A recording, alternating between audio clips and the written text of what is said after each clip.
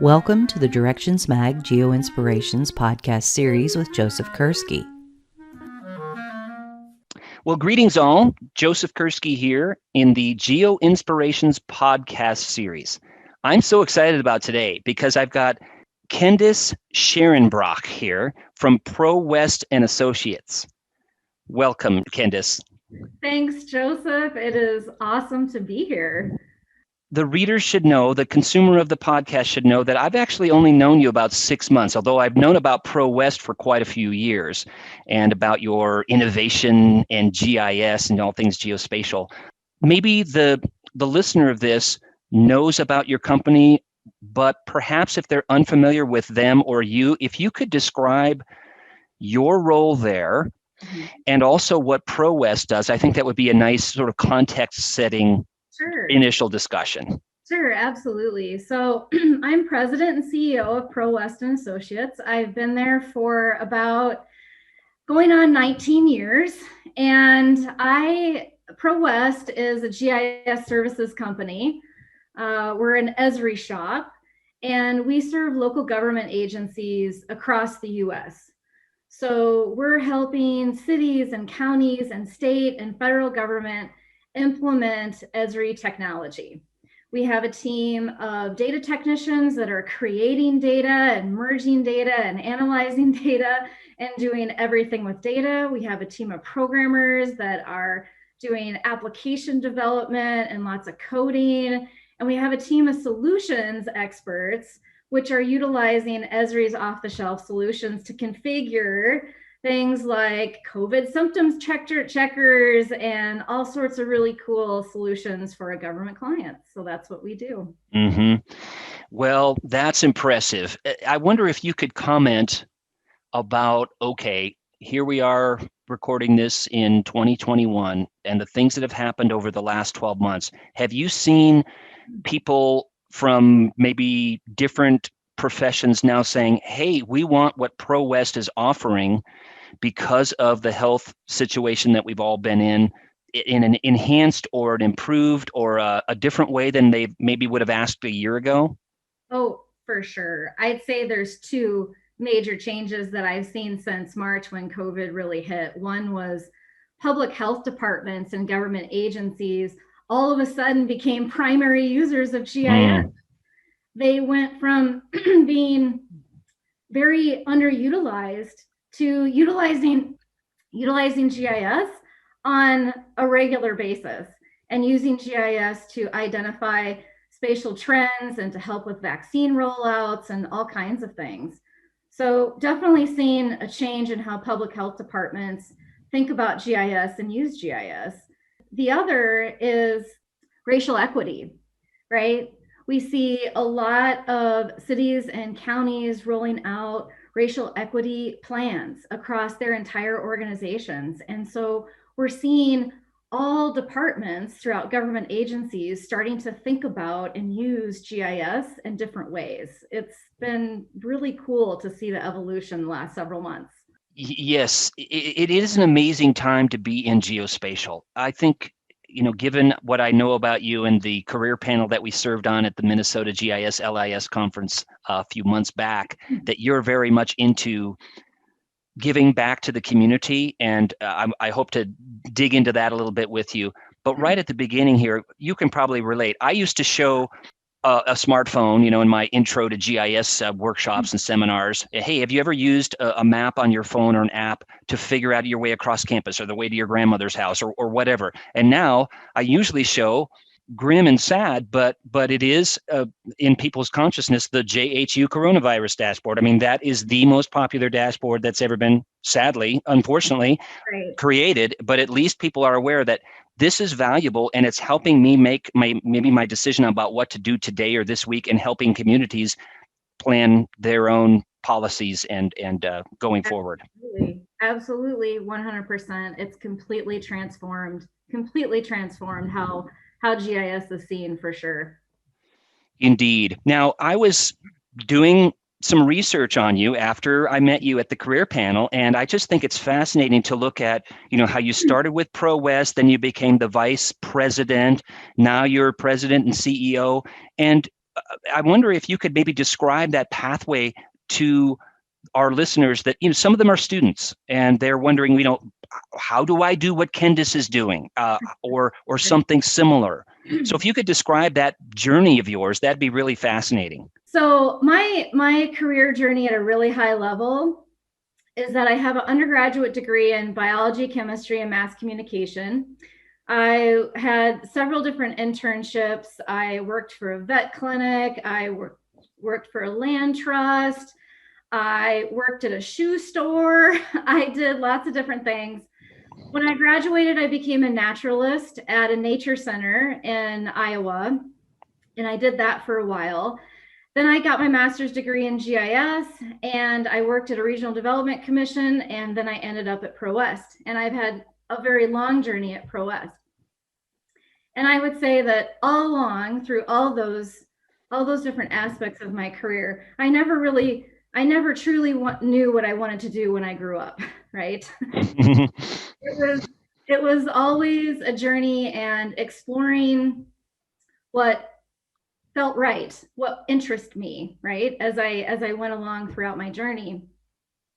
And I would say that some of the things as an undergraduate that really helped me, not only back then, but through my entire career, was that I was exposed to many different types of classes and experiences. So when I reflect back on my undergrad, I took a reporting class, I took a public relations class, and I took an organizational communication class. In reporting, I learned, fundamentals of just writing, right? And telling a story and knowing that everybody has a story. Well, gosh, 20 years later, what am I doing at ProWest? What is our team doing at ProWest? We're telling stories. Mm-hmm. We're telling stories with story maps. So public relations class, right? We're learning about public speaking and aligning your message to your audience. And what am I doing at ProWest? I'm on podcasts. I'm speaking in front of city councils and county boards, right? I'm taking something highly technical like GIS and aligning that message to non-technical people and decision makers and executives. And organizational communication was all about surviving in the workplace, right? How do you communicate with your team members, and how do you communicate throughout your organization, and how do you communicate with the public? And guess what I'm doing at ProWest right now? I'm doing all of those things. And we're not only doing those things at ProWest, but we're helping our government agencies engage with their citizens and their public. All of those fundamental courses and being exposed to those types of courses has served me well throughout my career. And when I went on to get my master's degree in GIS from St. Mary's in Winona, Minnesota. Awesome. I love those river towns. I love Winona. It is such an awesome Red Wing, Prairie du Chien. Yep. Oh gosh, yes. La Crosse. Yep. Tons of mountain biking trails, canoeing. It's great. In my master's program, I was exposed to lots of things that really just, made my palms sweat, like programming classes. And back then it was Avenue coding and ArcView 3.x, right? They don't have that anymore. But back then, being exposed to those programming classes, I was writing AMLs and Workstation. I was projecting data using command line and Workstation. And those things were all very nerve-wracking as a student. And I remember not liking it very much, but it helped me understand the foundation of the technology, which has really served me well throughout my career, to really understand the guts of how the software comes together and how it works under the hood was extremely beneficial. Also, throughout my journey to where I'm at, I had a couple different internships during my master's that were really critical, right? I worked for the Minnesota DNR, and I worked for the Rochester-Olmsted County Consolidated Planning Department under Phil Wheeler at the time, who's no longer there. And I also volunteered in the GIS lab at St. Mary's. And those internships were critical for me. I learned a lot about not only GIS, but just about people, right? And presenting and speaking and writing. So overall, I never set out to be a CEO. I didn't wake up one day and said, man, I think being a CEO is the thing for me, right? That was never in my plan. It's something that just happened while I was moving through my career and enjoying what I was doing. Well, there's so many things in what you're saying that I think really resonate with me, and I think they will with the listeners as well. One of which was you had that amusing statement, which I think we can all relate to. I wasn't quite sure what I wanted to do when I grew up. I think in part, people in geospatial we're curious about a lot of different things, right, Kendis? Right. So that's one thing. And I would just, advise people listening to this, it's okay to have a diverse set of interests. And I would argue that, to solve all of these complex, perplexing problems of our 21st century world, we need people that are curious about a lot of different things: water and energy and human health and social injustice and racial inequity and all the other things that you were touching on, and much more that we could mention. So, in geospatial is supposed to be about understanding systems of systems, like the carbon cycle and the atmosphere and the lithosphere and the hydrosphere and the human sphere. And so I think that's actually good. Another thing that I think is impressive about your story is that you served as you were an employee there, an analyst at ProWest for how many years, and then you were vice president for how many years, and then so when I was hired at ProWest, they really didn't know what they were going to do with me. I showed up on their doorstep because I was moving to the area and I knew about ProWest. So I physically showed up in their doorstep with my resume and said, hey, I am a GIS professional. I have some experience. Here's my resume. And if you're looking for someone, I'm going to be like literally right up the road. So I was hired. And when I first started, I did lots of different things. I was a technician. I helped write articles for like the Minnesota GIS LAS newsletter at the time. I went to conferences. I edited utility data. I analyzed addresses. I created address data. I did pretty much whatever was asked of me. And I always tried to give it my all, right? And always deliver a little bit more than what the client expected. And after about 6 or 7 years, I was asked to become vice president. And I remember thinking, well, that really me? I don't know, really? But I was already doing a lot of the vice president tasks. I had moved into more of a leadership role.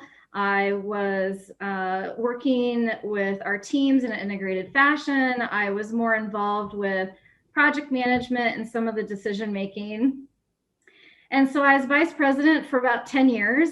And then the previous CEO, Annette Thoreau, retired, and the board of directors, who are all ProWest employees, elected me as CEO. And that's the story.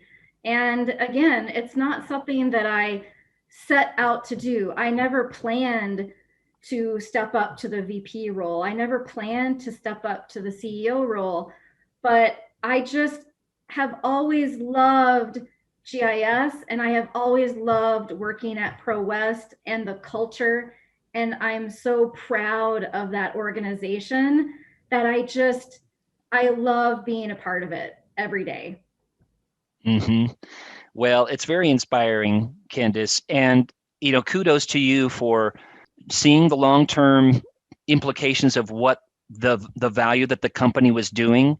And I know we were on that career panel again, tell students all the time, pick an organization that unless you're a private consultant and working completely on your own, you've got to work for an organization, and you got to think about how you can support that organization's goals, but also try to choose an organization that at least shares some of your own personal values about Correct. making a positive difference in the world, as I know you are doing. And it may not align perfectly with your own your own personal values, but try to pick an organization that you feel good about. Like you work for DNR.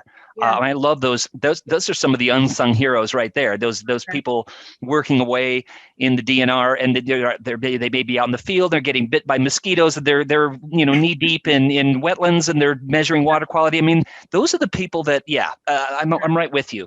And also, I think another part of your story that it really, I think, should resonate with the listeners, and they should really take note of this, is that it didn't happen overnight. You had to put in a lot of years and showed that you really were committed, and you were a good communicator, and you saw the value of GIS. And I'm glad you touched on how exactly it happened with you, because I think a lot of people don't know, how do I get to be CEO? Is it elected? Is it applied? Is it posted as a job? That type of thing. Right. Another thing that strikes me about you is that you're very technical, even though you are, probably in lots of meetings and do lots of communication and writing and speaking and so on. You're very technical as well. So you haven't lost the, really knowing the nuts and bolts of GIS. You definitely have to keep up on the technical. And I do tell staff all the time, I rely on them to help educate me on things, as well in my position. But you do have to have a basic understanding of the technology to be able to tie it into business needs, right? And business challenges, and how those two things align. So yes, that technical aspect never goes away. It's always with you on some level. Indeed. I mean, I think about, I'm at Esri, as you know, and Jack Dangerman is extremely technical. He knows JavaScript, he knows Python, he knows software engineering. I don't know if that's true. So you and Jack D and others in geospatial technology that are at that position, they still love the technology. More importantly, they know what positive benefits it can bring to communities and to nonprofits and to other organizations. But I just would advise people, if you're thinking about going into some leadership role like Kendis here, that you don't have to give up your technical expertise. Now, sure, you and I, Kendis, we're not in the software 8 hours a day like we were in the past. There's writing, there's speaking, there's framing the vision and all that. So, once again, it speaks to you got a community. You rely on that community, Minnesota GIS, LIS, or your own employees, et cetera. Yeah. So it speaks to that we do need each other, and we do have a great community. There's very passionate people in this, right? Oh, and that's a huge reason why I've always just loved GIS, is because the sky's the limit. The sky's the limit.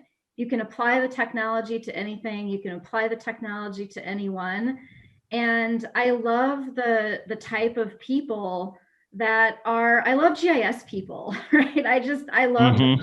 I love people that are fact finders and that are curious and that are trying to use technology to solve problems. And to be surrounded by that community, both at ProWest as well as in Minnesota and nationwide, is it's awesome. It's exhilarating. Indeed. Since we're anchored on space and place, oftentimes in GIS, could you tell folks exactly where the headquarters is of ProWest? Sure. So the headquarters of ProWest is in Walker, Minnesota, which is about 1,500 people in northwestern Minnesota. It's about 4 hours north of Minneapolis. And most people think, gosh, aren't you almost to Canada? Well, there's still 2 more hours before you get to Canada. It's a long north-south state for sure. It's a long state, right? So I, after I graduated, so ProWest, I guess I'll start there with ProWest. ProWest ended up in Walker because Cass County, which is the county that Walker's in, back in the mid to late 80s, the land department needed to map out all of their forestry stands, all their forest stands. And the land department head at the time was trying to figure out how he was going to do that. And I believe in the late 80s, PC Arc Info was released by Esri at that time, right? So I used it in grad school. Yeah. yeah. I mean, just really raw points, lines, and polygons, right? And that's about it. but for its time, it's like, wow, I can run this on a PC. Cool. Exactly, right. Yeah. So the land department had happened to know a local forester and happened to know a local civil engineer. And their names were Greg Proper and Lee Westfield, thus the names ProWest. Ah. So Greg and Lee got together, formed ProWest, and began mapping out forest stands for land departments in northern Minnesota. We have lots of trees up here, lots of forest. Logging is a big industry up here. And so that's how ProWest got started. And Greg and Lee both still live in Walker to this day. They officially retired in 2014. And that's how ProWest ended up working, ended up in Walker. Now, we are very fortunate that we have a great university, Bemidji State University, which is about 45 minutes up the road in Bemidji, Minnesota. And they have a geography department. And so, and they also have a great computer science department as well.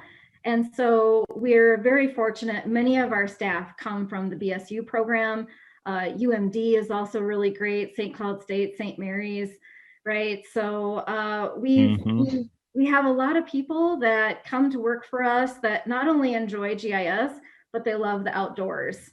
They're hunters, fishermen, canoers, right? There's lots of that outdoor. It's the perfect location for all of that. Yes. Exactly. So they can do their cool technical stuff during the day, and then we can have our fun outdoors at night, right? So that's how ProWest ended up in Walker, and we've just been there ever since 1987.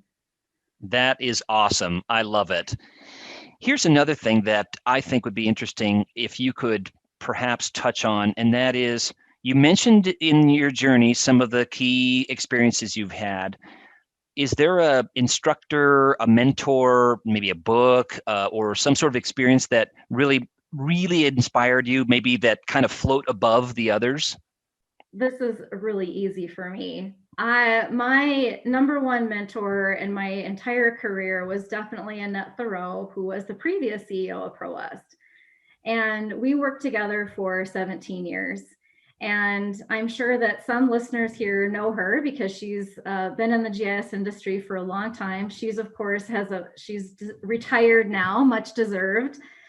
But, you know, Annette had a very similar journey to mine at ProWest. She started out as a technician, became vice president, became president, and she hired me.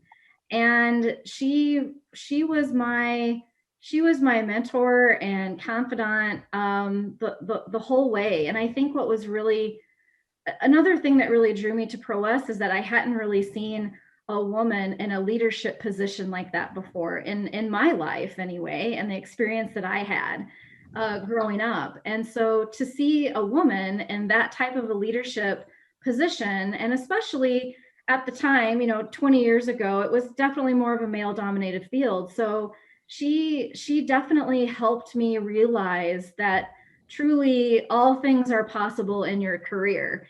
And that if you work hard and you follow what you love doing, that you can really accomplish great things. And she was always there. And when I started, I obviously understood technology, but I was new to project management, to working with clients, navigating difficult conversations, all those things that kind of come from working. And she helped me navigate all of that. And she's definitely a big reason why I am where I am today. And I'm eternally grateful to her. Well, appreciate you sharing those stories. I would remind the listeners that there is a very prominent Women in GIS group on the web. There's LinkedIn groups. There's an Esri Press book that's in, I think it's second or third edition now. and much more. So yeah, definitely. We've got some ways to go, as we talked about a bit before we started formally chatting here today. And as we chatted about on the careers panel where I met you, in terms of lots of different aspects of diversity in geospatial technology. But one of the things that's encouraging to me is stories like yours, but also the way that GIS is becoming a part of different academic programs in universities. So digital history, humanities, engineering, data science, health. And by doing so, I think we're kind of sowing the seeds where the future graduates are going to come out of these other fields and lend a lot more aspects and diversity to geospatial in terms of people from all kinds of different backgrounds and people with all kinds of different interests and so on. And so we're going to be able to tackle some of these, all these problems are interdisciplinary. So we need these additional people to weigh in on those problems. They can't all be from geography or environmental science, although that's still important, or from planning or engineering. We've got to have a whole community, right, of people with different backgrounds and interests in wanting to tackle certain aspects of these problems. So I love your inspiring story, Kendis. Thank you. Well, I think oftentimes people, in talking with other folks that hire new grads, sometimes it's like, hey, do you, in 3 years, I want to be doing this. Well, sometimes you need to, it's hard when you're maybe 22 and you got your bachelor's degree, you think about the long-term goals that you have. And certainly they can change. I always encourage people, you don't have to just follow this one pathway for life. But I think there's value in, doing careful research on the organizations you want to work for and think about, it may be years before you're really doing what you want to do. I mean, I worked at the USGS for 17 years, for example, and I was doing a lot of different things in that sort of tenure there. But it was only in the last 8 years-ish that I was there, maybe 10 years, that I was doing more of the educational work that I really wanted to do. And it took me a while to get there and sort of to blaze that trail. But I think there's value in, getting to know the institution's culture, and then, okay, how can I make a unique, positive contribution to that organization? Absolutely. I think for me, working at ProWest, there was so much flexibility in really identifying what I truly love to do and what I excelled at, and being able to, work with leadership to really hone in and expand those skills and what I wanted to do. And, like you said, not every organization is like that. And you really have to get out there and ask questions and call. If you're interested in an organization, pick up the phone, call them, talk with them about what they do, how their organization works. Do they have core values that they follow? Things of that nature. It's really important to be able to go to work every day and enjoy what you're doing and enjoy the people around you. And I know when I talk with students, I always encourage them to pick up the phone and call people and talk with them, whether it's part of a regional GIS community like Minnesota GIS LIS has a professional mentorship program. Get involved with those. ERISA has great options. If you're interested in a business, pick up the phone and call. People want to share their stories, I feel. Oftentimes they're, they may feel underappreciated. Picture your, assessor's office GIS person in a county. They're doing good work. They don't often get calls, emails about, hey, what are you doing? And, or, how are you doing? And what's your approach? And wow, like you said, I can't even think of a person in the land of geospatial that has been, abrasive or, I'm not going to share data, or, I mean, we all have different personalities, and we can't all be, we don't all need to be, extroverts and good communicators and that sort of thing. Well, I would argue that we do need to be good communicators, but room for lots of different kinds of personalities. But yeah, people oftentimes they don't feel appreciated in their role. They're doing important work, but nobody's telling them. So yeah, I love that whole mentorship and GeoMentorship that has evolved over the last 15, 20 years. It's just been grand. It is. It's fantastic. Speaking of points in the journey, can you identify a project or initiative that you really feel proud that you were a part of? Definitely most recently has been participating in all of our solutions work and data work around supporting the coronavirus efforts with our cities and counties. Earlier this year, it was so uncertain for our government clients what was going to happen, and Mm-hmm. where do we get data, and how do we use the technology to communicate with the public regarding what's going on, right? And so to be a part of utilizing the technology to support cities and counties and how they are making sure that they're gathering the right data, they're compiling the right data, they're using cool technologies like Hub and story maps to educate the public and to even help with operations internally. You know, we just helped a county implement a COVID symptom checker solution with Survey 123.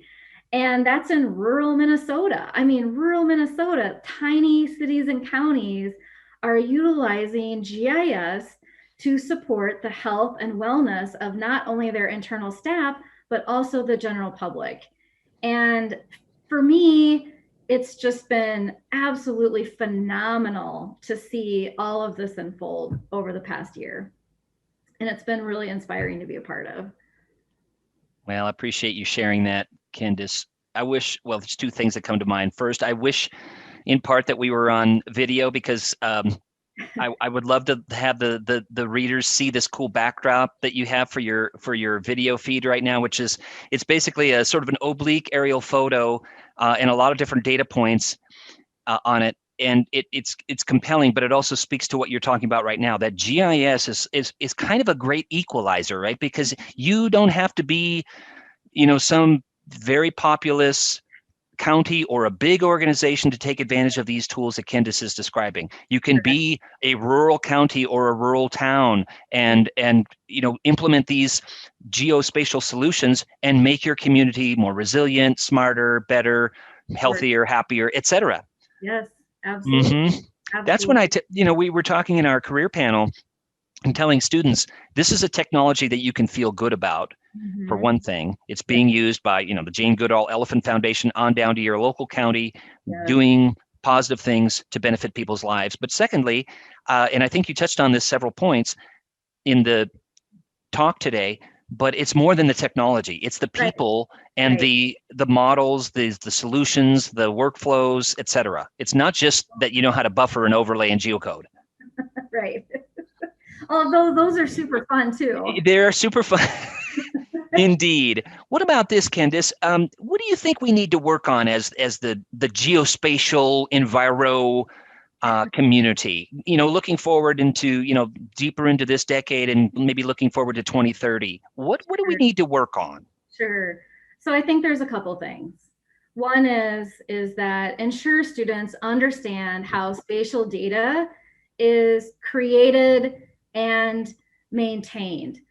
It's so fun once you get data to be able to analyze it and put it into a story map and push it out to the public and use all these great solutions that are out there. But you have to have data. It all starts with data. You need good data. So ensuring that when people are entering in their GIS career, whether they're a planner, right, or a fire chief, we have planners and fire inspectors and public health officials and election officials and all these different folks, right, that are using GIS, but you have to understand what the data is that's supporting it, right? You have to have that foundational knowledge of what is the data that's driving my solution? Where did it come from? How is it created? How is it going to be maintained?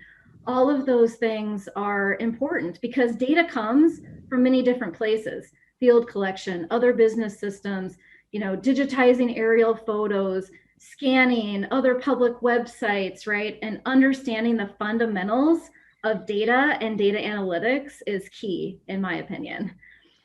And the other is a GIS professional and students coming out into this profession, again, regardless of what their position is, right? Like we were talking earlier, is that being exposed to not only technical skills, but communications, business, IT, networking, right? All of those, having exposure to all of those different types of industries is really important. And I think working on making sure that GIS professionals, regardless of their position, regardless of whether, leader or manager or supervisor, regardless of their title, that they're exposed to those two things are important in my opinion, moving this community forward. Indeed. Thank you for your insights. If you had to think about, okay, new folks getting into the field and, touching on, okay, could be new students from just with their graduate degree or undergraduate degree getting into geospatial, or with a certificate from a community college, let's say, or mid-career people that have not completely discounted their past, but they've wanted to use maybe my IT experience or my AEC construction experience, and now I want to do more in the way of geospatial technology. So mid-career types. What would you advise those, either one of those groups or maybe both? Yeah. So for both of those groups, I think one of the best things you can do is you can leverage your local and regional GIS groups, right? So here in Minnesota, we have several regional GIS groups where GIS professionals come to hang out, right? And then we also have our regional Minnesota GIS LAS consortium, for example. Wisconsin has one, right? Most states have these regional consortiums. And at least here in Minnesota, both those regional groups and our statewide group have mentorship programs, have networking activities, right? And obviously right now, some of those in-person networking activities are kind of subdued, but there's definitely virtual opportunities to be able to network with other GIS professionals, get out there, ask questions, get involved in those groups, and get introduced to people that can help guide you right along the way. And so I think for me, accessing those groups is definitely one of the best things that either one of those groups could do to figure out what their next step is. Well, you're certainly practicing what you're preaching, because I know that you are extremely active in professional societies and universities and doing all you can. I don't know how you do it. Being CEO and having, well, I suppose it's, you make time for what's important, right? And I think, gosh, the things that stand out, in someone's career, looking back are, those moments that you've had with a student, with a group of people that you get excited about GIS, and then they go and do amazing things. They go way beyond what you maybe planted some seeds, and now there's whole forests of amazing work being done. And we're going to remember those moments, right? We're not going to remember the other important things that we do day to day, but they don't have those sort of resonating times where we really know that we've made a positive difference. And I think that you're, again, I don't know how you do it, but you're really living what you're saying and advising today on our podcast. So thank you. Well, thank you. And it's very true. At ProWest, being able to be in a position to affect people's lives and affect people's careers and their journeys, and to be able to provide the foundation for learning and growth is why I wake up every day. And I do a lot of resume reviews for Minnesota GIS LAS, and I love doing it. I love reviewing the resumes and going over those with people that are entering the workforce or are mid-career, right? Because it's the possibilities are really endless, and you have so many options out there, and it's so much fun to be able to take your own career journey and give back. And I hope that all GIS people do that in the end. Indeed. Well, I do sense as you touched on earlier, a very strong spirit of giving back to the community, whether that community is my own local food bank or Habitat for Humanity, or working with students, or all of the above in the community. They're very keen on that idea. Even before it was maybe more mainstream and popular, people were doing that, maybe not even writing an article, and this is the days before blogs and stuff like that, Right. but they were active, the geospatial community. Yeah. And another thing, touching on your reviews of the resumes and advice for students, do you find that people oftentimes discount their non-GIS experience when they're applying for some sort of GIS role? I mean, you mentioned that you worked in a shoe store and you did volunteer work for, a nature center and that sort of thing. Do you find that oftentimes happens? It happens all the time, 99% of the time. Yes, it does. It does. And I would say that's probably the number one thing that I work on with students that are crafting their resumes is, well, what are you doing right now? Oh, I work at Walmart, or, I work in a factory and I put glue screws together, and things like that. So I'm not going to put those kinds of things on my resume. And I'm like, absolutely, you should. Absolutely, you should.